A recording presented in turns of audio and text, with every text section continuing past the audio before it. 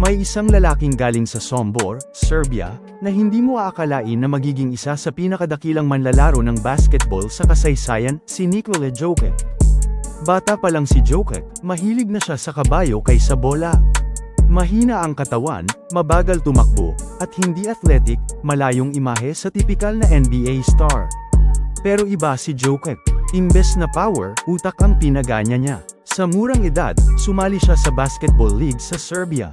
Hindi siya flashy, pero grabe kung pumasa at magbasa ng laro. Parang chess master sa loob ng court. Hanggang sa napansin siya ng mga scout, at noong 2014, na-draft siya ng Denver Nuggets, sa 41st pick lang. Wala pang naniniwala sa kanya, ni hindi nga pinakita sa live ang draft announcement niya. Pero sa bawat taon, pinatunayan ni Jokic na mali sila. Unti-unti siyang naging sentro ng Denver. Hindi lang siya scorer, kundi playmaker din, isang center na kayang magdala ng bola, pumasa na parang point guard, at tumira mula kahit saan. Noong 2021 at 2022, tinanghal siyang NBA Most Valuable Player, MVP, isang bihirang karangalan para sa isang second-round pick.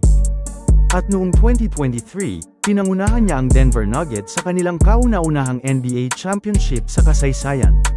Sa finals, pinakita niyang siya ang tunay na maestro, walang kayabang-yabang, pero halimaw sa stats. Ang kwento ni Nikola Jokic ay hindi lang tungkol sa basketball. Isa itong paalala na kahit hindi ka fit sa standard, basta may talento, diskarte, at puso, maaari kang maging pinakamahusay.